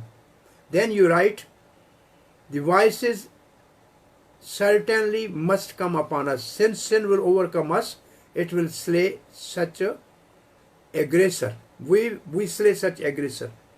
So the main thing is, if you write 1 line from the verse itself, exactly, that will show the authenticity of your answer. Hare Krishna Prabhuji, we are not able to see your screen properly. Maybe we would like to stop screening it and share again. Okay. I have not shared, I think. So now I'm just, what we have shown you is all this. Compassion, enjoyment, sinful reaction, destruction of dynasty. Kripaya parya avishto, you have to write for compassion. Kripaya parya avishto. And the meaning is given down. Then you have to write enjoyment, Govinda. Then you write from the purport something about enjoyment. Then papam evashrad, about the sinful. Then destruction of the family. This is another question of the closed book. Destruction of family, how it is step by step. Death of family, elders, verse 39. Eternal family tradition is vanquished, verse 39. Family become involved in a religion, verse 39. Degradation of womanhood, 40. Unwanted progeny, 40. Community project and family welfare activities devastated, 42. So this is the destruction of the dynasty. Arjuna cast aside bow and arrow, his mind overwhelmed with grief, the last verse. Actually, upast, the word upast means the wood by which the horses are connected to the chariot. So, I mean, sometime I have to explain in a different way something. Krishna was sitting as a chariot driver and Arjuna was on his back. When somebody is on the back of Krishna, the irreligious thought and sinful mind is the sin. Where are sin? Where is Maya? It is behind Krishna. So Arjuna was sitting behind Krishna, so he was confused. And then he came and sat in front of Arjuna, in front of Krishna, even in front of the seat of chariot driver. And then he put his bow and arrow and folded his hands and asked Krishna. So he came in front of Krishna and then he got all enlightenment. So here is the question.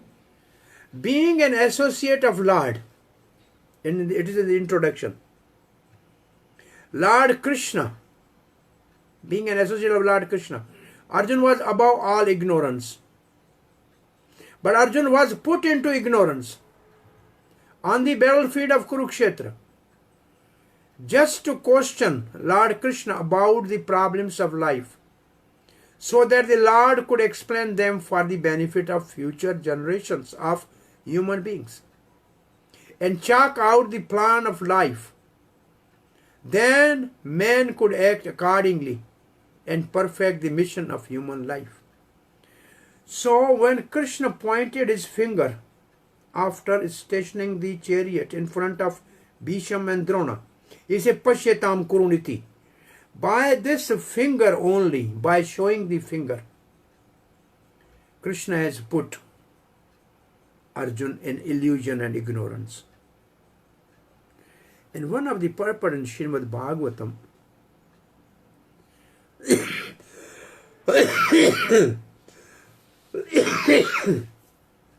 it is written like Brahma was bewildered. Brahma was bewildered. He stole the calves and cows. And Prabhupada writes there, Arjuna was also bewildered and battlefield. But this was not by the material energy. It was by the Krishna's Leela Shakti or Yoga Maya. And such bewilderment leads to spiritual progress. Prabhupada writes there. And here, Arjuna, because of this bewilderment, is the recipient of Bhagavad Gita. Now, Srila Prabhupada writes, Adharma vivat Krishna pradishanti kul striyaha strishu dushtasu jayante varana shankara varshane. When religion is prominent in the family, O Krishna, the woman of the family become polluted. And from the degradation of the womanhood, O descendant of Vishnu, comes unwanted progeny. Srila Prabhupada writes in the purport, as children are very prone to be misled, women are similarly very prone to degradation. According to Chanakya Pandit, women are generally not very intelligent and therefore not trustworthy. Prabhupada writes this in speak in a lecture. Chanakya Pandit says, never trust the politician and a woman. Of course, Prabhupada immediately says, of course, when the woman comes to Krishna consciousness, that position is different. We are speaking of ordinary woman. Krishna says in another place, Striyo Vaishas Tatha Shudras Tepi Yanti Param Gatim. This is 932. So when Prabhupada was speaking on this section, he said these things. In the Bhagavad Gita, it is stated that when the women become unchaste for want of proper protection, there are unwanted children called Varna Shankar. To insult a chaste woman means to bring about disaster in the duration of life. This is in the purport of Srimad Bhagavatam 185.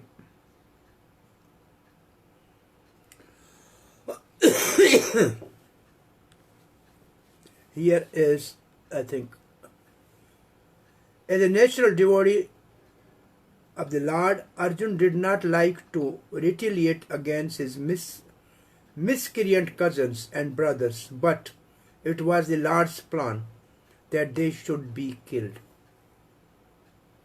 Lord's plan. Everything has the proper utility. Violence has its utility. This is in the 2nd chapter, verse 21. Violence also has its utility. Now, when next time we meet, I think somebody has to read the Prabhupada's purport on 221 and discuss when is violence justified. Why did Krishna, who is all loving, incite Arjuna for war? And Prabhupada gave answer himself in 93. The other side, Duryodhana, why? He did not think in that way. Why Arjuna is thinking? Because he is devotee. There is a difference. Devotee think like that. A devotee does not like to kill anyone, even an ant. So many atrocities were done to him, Arjun. Still, when the question of killing came, he was not very happy. No, this is Vaishnava. He is ready to excuse even the greatest enemy. The devotee of Lord does not retaliate against the wrongdoer, but Lord does not tolerate any mischief done to the devotee by the miscreant. The Lord can excuse a person on his own account, but he excuses no one who has done harm to his devotees. Therefore, the Lord was determined to kill the miscreant, although Arjun wanted to excuse them. If you insult his devotee, Prabhupada speak, the devotee may excuse, but Krishna will not excuse. This is Krishna's position. Therefore, be careful to insult a devotee. A devotee may excuse you, but Krishna will not excuse you. Krishna is so strict. He cannot tolerate any insult to his devotees. Therefore, this arrangement of fighting Arjun wanted. This arrangement of fighting, Arjun wanted no, let them be excused. Krishna wanted no, you must fight, you must kill them. Study skills, lesson reading assignment, chapter overview, charts and notes, Purva Swadhyay, preliminary self-study, question and answer, open book assessment, all that you know all. Chapter 123 to 46 review. Discuss Arjun's first reason, 4 reasons for not fighting. Listed the progressive step leading towards destruction of family. Discuss appropriate and inappropriate application of statement women are generally not very intelligent. So this is sometimes women become angry, so you justify the statement. Is it appropriate? Or it is appropriate for common woman, but it's not appropriate for the devotee woman. That's what Prabhupada said. Discuss the principle of utility of violence in relation to the battle of Kurukshetra and the current issues of the religious violence with reference to corresponding verses and analogies. That will be in a second chapter, so we'll do next time. Bhagavad Gita is spoken by Lord to that human society, so that human society can be perfectly organized from all angles of vision, politically, socially, economically, philosophically, and religiously. From any point of view, human society can be reformed by Krishna conscious movement. Madhya Leela 19:167. Here ends our this section. Now you have any question or comment? Oh, okay. Probably I have one query on the PPT. The slide what we have, I got it from you when you open. The fonts are different, so we are unable to read those verses. The font I need to install in my machine so that I will check which font I have that they are properly read here. I think they send also the Balaram font. I don't know whether it's a Balaram font or some other font. No. I think problem, Prabhuji, is because when you send it through different fonts, Apple font, other font, this font, the font actually gets into encoding issue. So yeah, right now the PPT I have, it is virtually unreadable, Prabhuji. Okay. And when you share it, I can see that it is beautifully written. So we need to somehow take it directly from you instead of it coming through WhatsApp. Well, sometimes they send me in a zip file. I don't know what. Then somebody has done that. I'm not. It can be taken then by the pen drive. I don't know how it will come to you. probably another option is you can save it as a PDF file and then send us the PDF. I'm not expert at that. I will ask somebody can help me. Yeah. Okay. The other one is working. The other one is working with the commentaries. Commentaries. If it is a normal text, it is fine. If it has some different kind of worse kind of text, then it's a challenge. Here and there also. But there are verses. All the verses are there in that. Yes, so that's why there's a problem.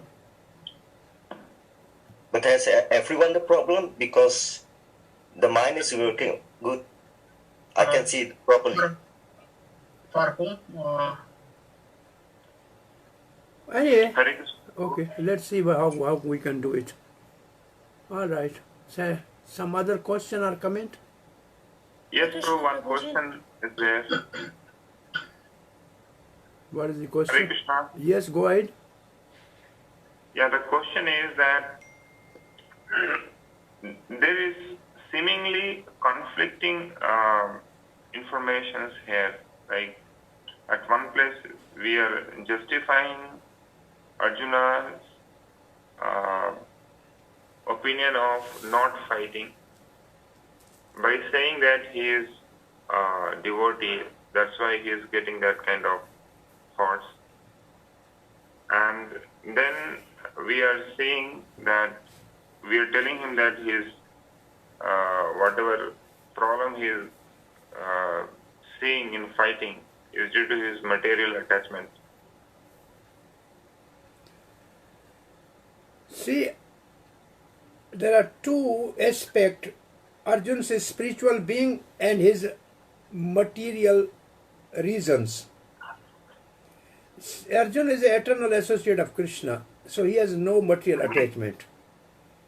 But Arjun is depicting this particular material consciousness for us to understand our position.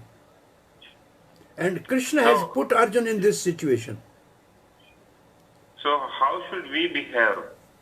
Should we be always kind, non-violent, or provided for ourselves we should be always kind, compassionate and non-violent, until unless it is against the spiritual master, some blasphemy of the Krishna or his devotees, then violence is a right path.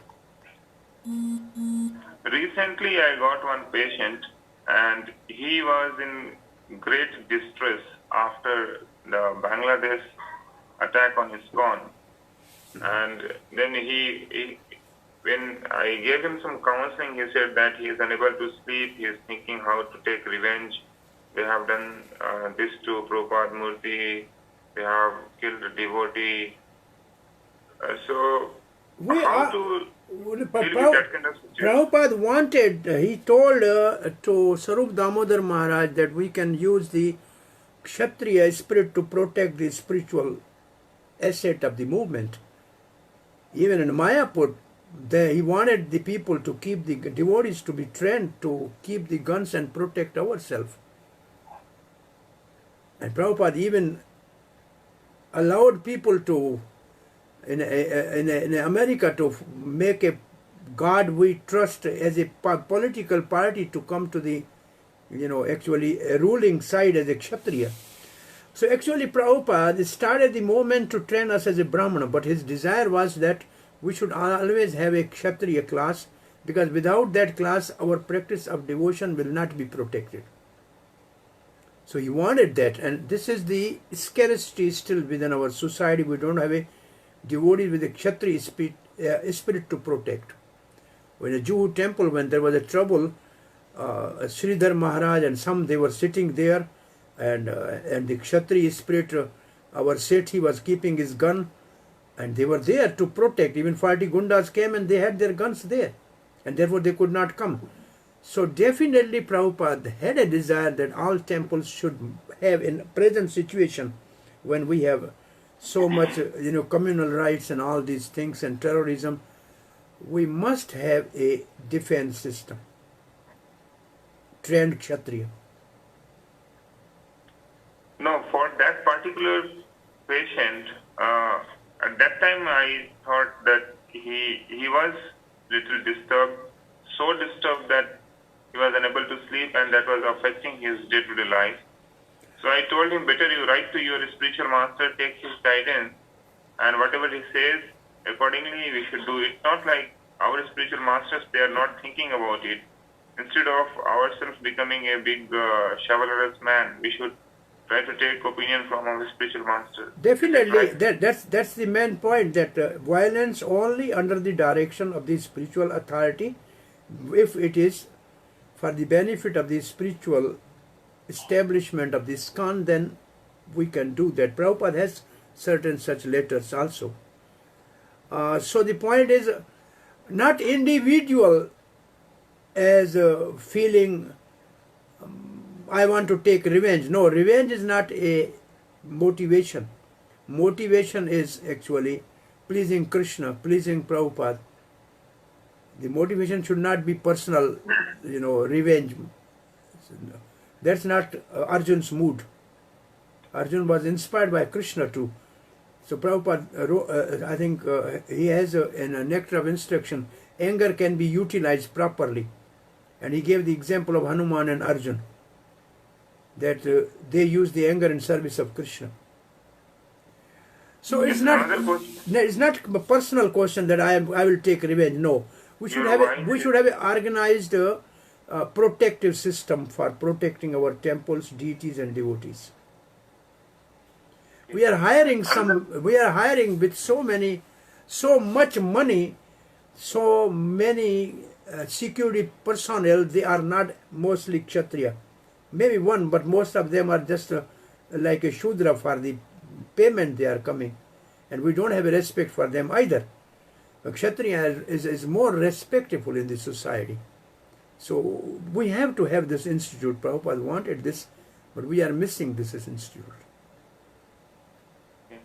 Another question that comes whenever I am going through Bhagavad Gita, this chapter, is this Varna Shankara issue. Yeah, Varna Shankar will continue in the second chapter also and fourth chapter also. Okay. So in present society, it's not everyone is Shudra as per Shastras, and working also by, if you will go by their profession, then also we are finding different class people are actually transcending their class after some time. Like a laborer's son will become a doctor's son will become an engineer's son will become politician.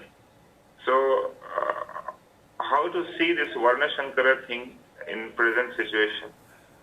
See, what you are saying is Varna is not by birth, Varna is by profession. Even if they are a doctor or engineer, they are still coming in the category of paid check service. So they are doing, all those who are doing service are actually in that category. Varna Shankar actually means when the Brahman Varna marries a wife from the lower Varna, then the child born is called Varna Shankar. When a lower Varna marries a Brahman wife, then the Varna Shankar is called Anulom and Viloma. So it is not that what profession we are, that is Varna Shankar. But it is the mixing of the different male and female from the different Varna that will, the children of those mixing is called Varna Shankar. Practically speaking, Prabhupada said everybody is almost like nowadays as a Shudra, as sanskarat bhavite dveja. If he is properly trained, then he can be put in a proper Varna. Dveja means three Varna. Vaishya, Kshatriya and Brahman, they are called Dveja.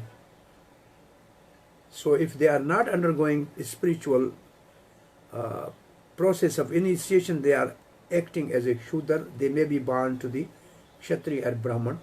They may have that spirit, but still they are not properly trained as a Dvij.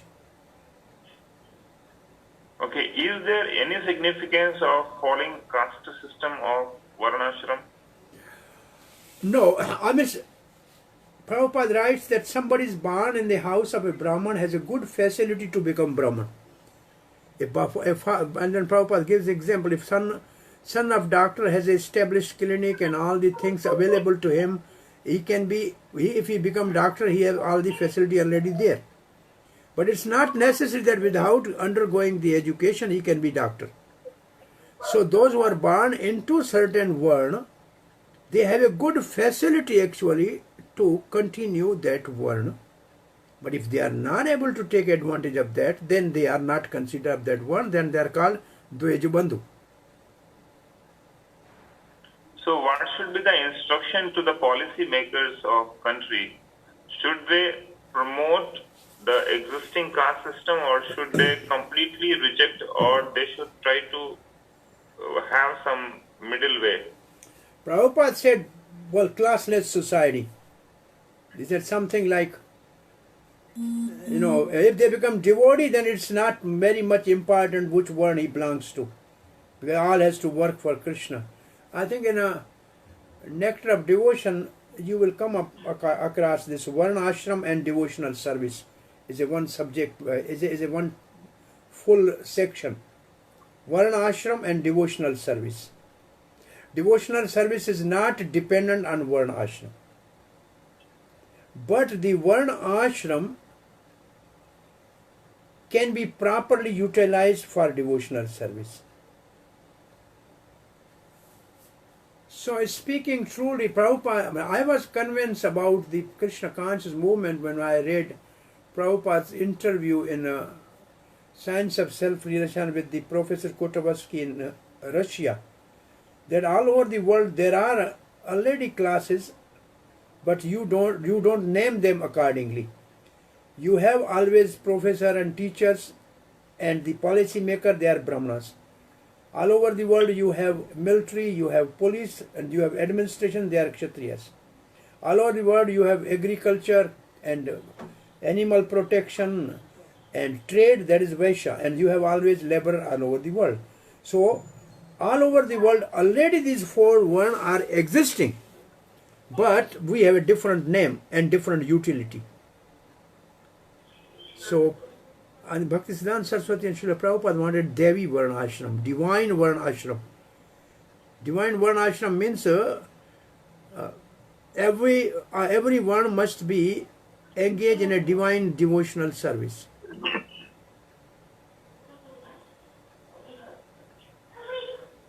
Anyway, Varna Ashram is one of your essay question. Varna Ashram is a stepping stone for spirituality. Thank you, Prabhu. Hare Krishna. Hare Krishna, Prabhu. Yes. Arjuna feared that Varna Sankarana may take place. The war also taken place. Then what happened? So many people died. Then what happened? The condition of the society, really Varna Sankarana has taken place or not? Not because Krishna has established Maharaj Yudhishthira as the emperor, because Krishna came to establish the Dharma. And he established the Dharma personified as the emperor of the planet. So everybody was given proper protection. There was no Varna Shankar because it was a Dharma Yuddha. It was not for personal acknowledgement or power, but it was for the establishment of Dharma. And then Maharaj Parikshit inherited the kingdom, and he was also the emperor who was taking care of the protection of the Kali, people from Kali Yuga, from the influence of Kali.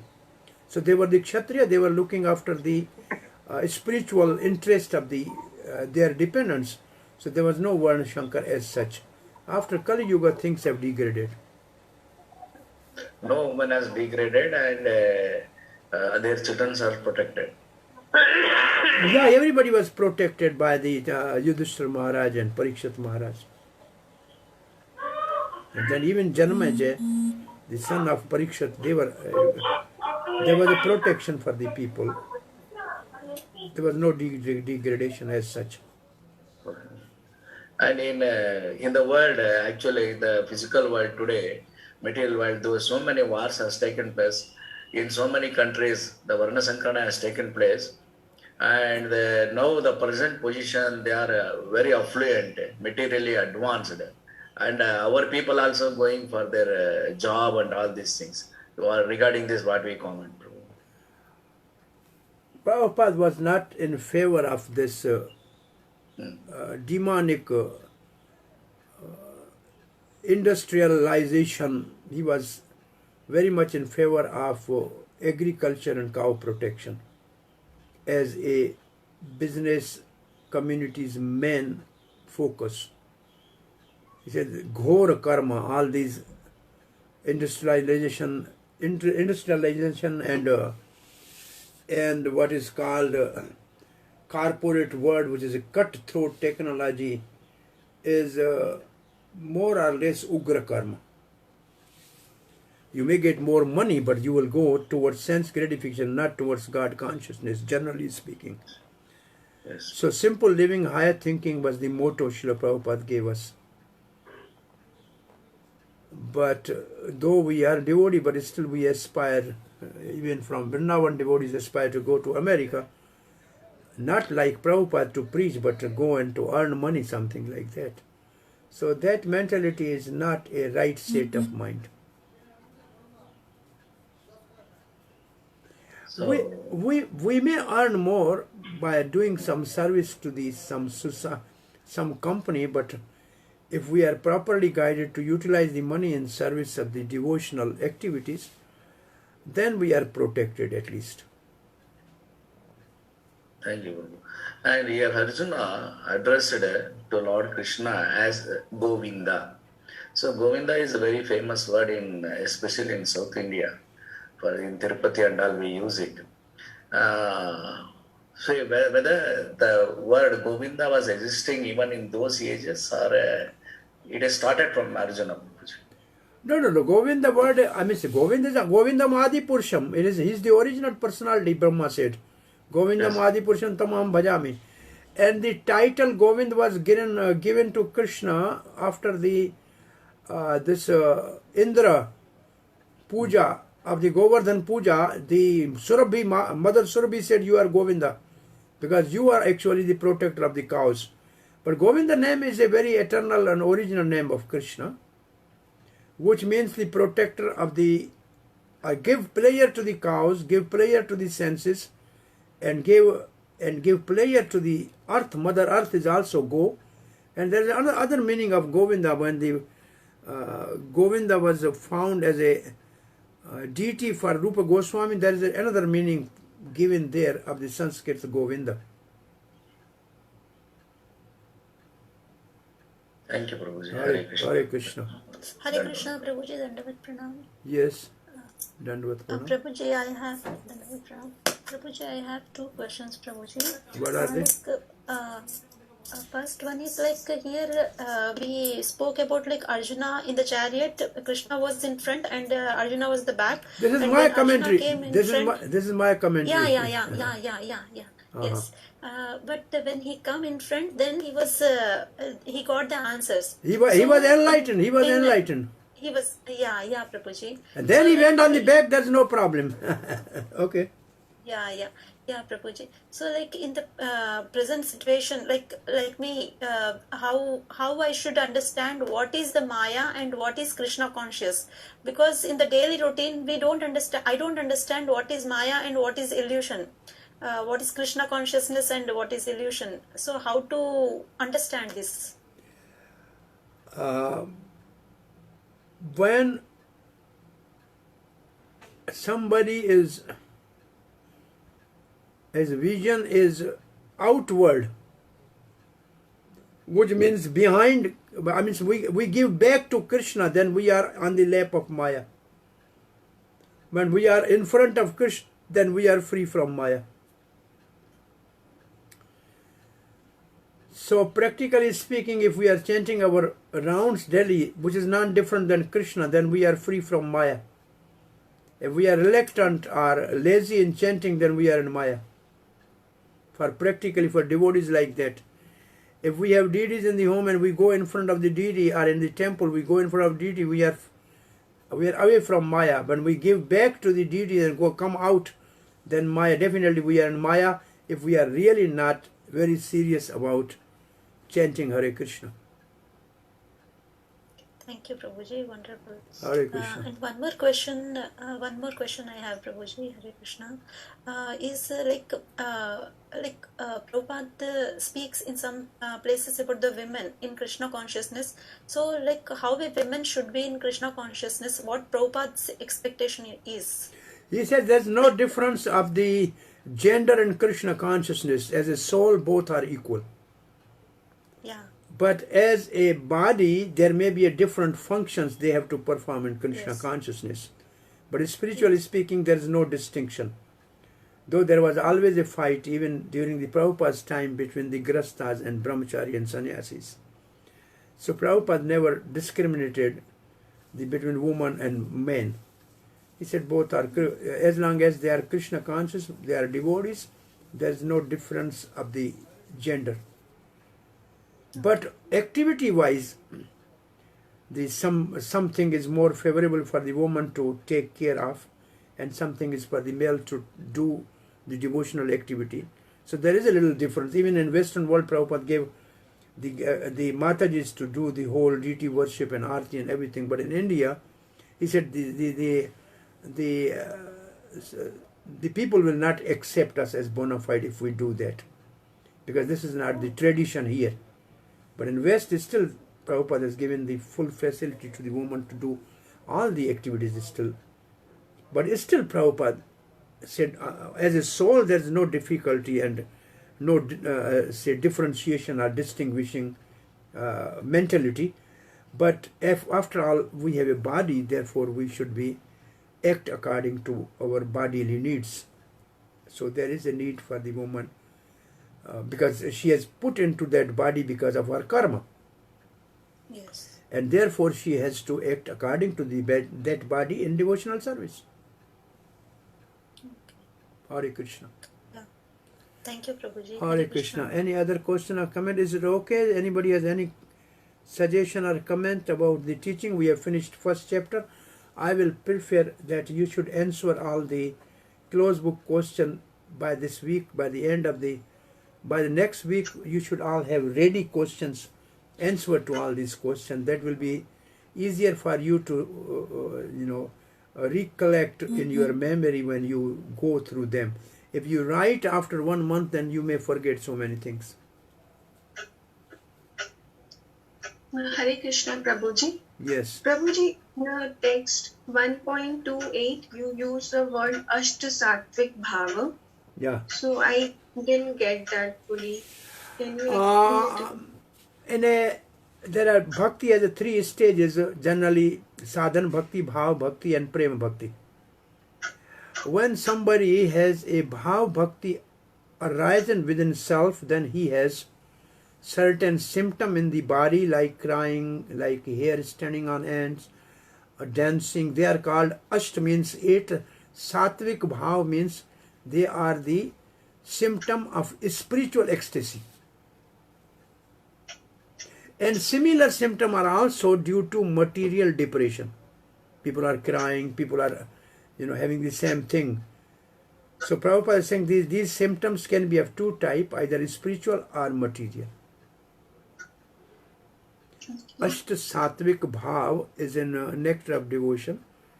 When somebody is actually reaching to this stage of Bhav, awakening is Bhav Bhakti, then he have all these symptoms of crying, dancing, horripiculation, falling down. So all these are there are 8. You can find out 1, 2, 3, 4, 5, 6, like 8. Ashta Sattvic Bhav. 8 symptoms which are sattvic at this stage of Bhav Bhakti. Thank you, Prabhuji. Hare Krishna. Any question?